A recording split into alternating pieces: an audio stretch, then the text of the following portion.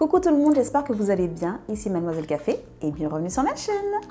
Alors aujourd'hui, on se retrouve pour une nouvelle vidéo et pour un nouveau défi puisque nous allons parler batch cooking.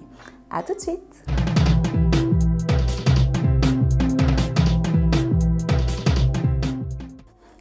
Le batch cooking est un mot anglais qui signifie cuisiner par l'eau. Donc l'eau pour batch et cooking pour cuisiner. C'est une méthode qui consiste à réaliser tous les repas de la semaine en une seule fois. Tout au long de ce défi, je vais m'aider de ce livre qui s'appelle « Cuisiner mes lunchbox pour toute la semaine ». En fait, j'ai choisi ce livre-là pour la simple et bonne raison que c'est le seul qui fait des repas pour une personne. Tous les autres, c'est un peu le batch cooking en famille. Et c'est vrai que ça peut être un peu compliqué de devoir diviser les portions par 4.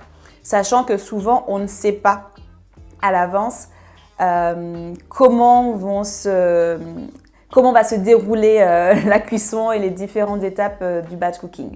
Donc pour commencer, je vais vous expliquer un petit peu la méthode, les avantages et les inconvénients. Donc comme je vous le disais, le batch cooking, c'est une cuisson par l'eau. Donc au niveau des avantages, c'est qu'on ne cuisine qu'une seule fois pour toute la semaine, donc ce qui représente un gain de temps. Un gain au niveau du nettoyage des ustensiles, puisque du coup, on fait qu'une fois la vaisselle. Moins de stress. Il y a aussi une notion de diminution des coûts, puisqu'on réduit tout ce qui est gaspillage. Et bien sûr, il y a la notion de manger du fait maison. Donc, on sait exactement ce qu'on a préparé, d'où ça vient. Donc, il y a aussi le côté un petit peu healthy du process. Au niveau des inconvénients, c'est qu'il faut une organisation de malade. Il faut avoir tous les ustensiles en même temps. Des fois, on vous demande d'avoir 3, 4, 5 bols. Il faut vraiment être équipé. Vraiment être équipé. Et parfois, on peut se rendre compte à la dernière minute qu'il nous manquait, je sais pas, un truc, un bol, qu'on n'avait pas assez de bol. Et du coup, des fois, ça peut être un petit peu contraignant. Le deuxième point un peu négatif, c'est que malheureusement, en préparant les éléments à l'avance, surtout les éléments crus, je pense, on perd en qualité nutritionnelle et un petit peu au niveau du goût. Mais c'est vrai qu'il nous donne beaucoup d'astuces pour nous expliquer comment conserver les éléments. Par exemple, pour la carotte, je sais qu'on peut la couper en quartiers et la laisser dans un pot rempli d'eau. Comme ça permet de conserver la fraîcheur des aliments. Ce défi, vous savez, ça fait quelques temps que je l'ai lancé. Je voulais d'abord finir le défi make-up avec la Black Beauty Academy. D'ailleurs, pour ceux qui n'auraient pas suivi, je vous mets juste ici le lien de la vidéo interview avec Baïsé. Donc d'ailleurs, regardez mon make-up. Alors, j'ai essayé de faire du bon travail, j'espère que ça vous plaît. Ça me prend encore beaucoup de temps d'arriver à avoir quelque chose dont je sois un peu satisfaite. Mais bon, voilà, j'ai du progrès à faire, c'est normal, il n'y a pas de souci. Enfin bref. On revient aux moutons, on ne parle pas make-up, on parle batch cooking. Pour vous expliquer ce que je vais faire, chaque semaine, je vais vous préparer la liste de courses que j'aurai utilisées pour faire mon batch cooking, le montant de ce que ça représente et ensuite la réalisation des plats. Malheureusement, pour la vidéo d'aujourd'hui, comme ça fait hyper longtemps que je l'ai faite, j'ai fait la photo de mon ticket de caisse, mais j'arrive pas à lire, c'est un peu flou. Donc je me rappelle juste que ça faisait une trentaine d'euros pour l'ensemble des courses, mais j'aurai pas le détail exact.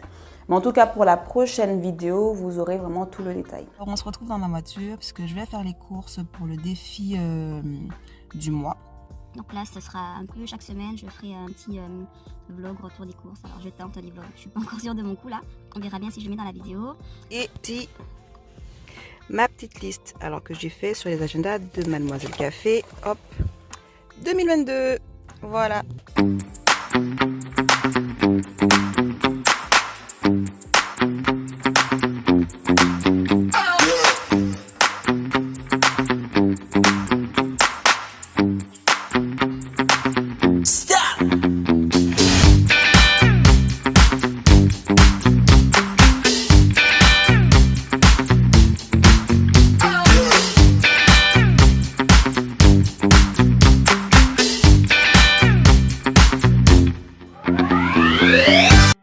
Bon, je suis revenue des courses, on va faire le compte de ce que j'ai acheté.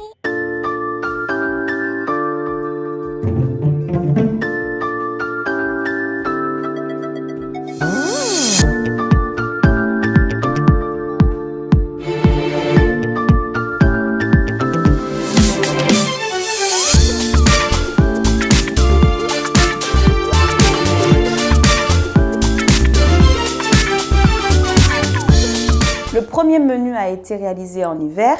Donc en fait, j'avais plutôt des produits d'hiver. Donc ici, vous avez la photo de tous les ingrédients qui seront utilisés. Et ensuite, la liste ici. Et là, le menu de chaque jour de la semaine. Et en dernière photo, vous avez ici le résultat final du livre. Moi, ça ne ressemble pas du tout à ça. Mais voilà. Une fois les courses terminées, rangées, j'ai commencé à mettre la main à la tâche et commencer mon menu de la semaine. Au niveau des ingrédients, pour les fruits et légumes, il fallait 400 g de pommes de terre, 2 poireaux, 5 poires, un beau bouquet d'herbes mélangées, un sachet de mâche, 3 carottes, une pomme. Pour la partie épicerie, donc il fallait 2 cuillères à soupe de vin blanc, 1 cuillère à soupe de moutarde, 1 cuillère à soupe de capre. Bon, moi je n'aime pas ça donc je n'en ai pas pris. 80 g de thon en boîte, du curry, 7 dattes, 50 g d'amandes et 30 g de coco râpé. Pour la partie crèmerie, il y avait 5 œufs, un yaourt, 50 centilitres de lait, un chèvre raffiné de 140 g et 10 centilitres de crème fraîche. Pour la partie protéines, donc c'était du poisson avec un pavé de cabillaud.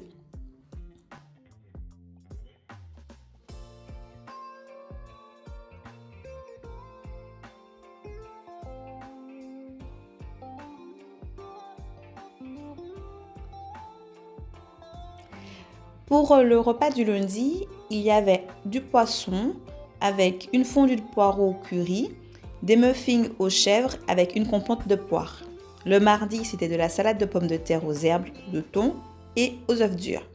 Mercredi, donc, on reprenait 2 muffins de chèvre avec de la salade de mâche, des pommes de terre et de la compote de poire. Le jeudi, c'était des tortillas de pommes de terre aux herbes, crudités et salade de mâche, boules d'énergie et yaourt. Et enfin, le vendredi, muffins aux chèvres, salade de carottes râpées, boules d'énergie et poire en dessert.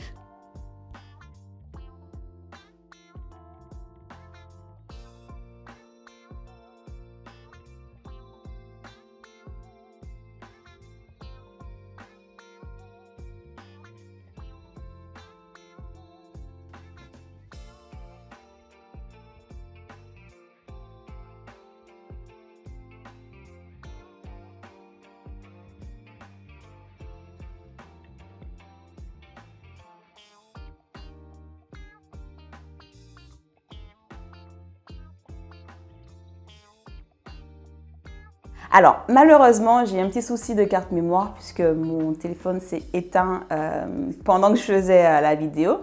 Néanmoins, je suis quand même arrivée à faire mes recettes. Je crois que je vous ai fait des photos, mais je ne suis plus sûre. En tout cas, voilà, c'est tout pour moi. J'espère que cette vidéo vous aura plu.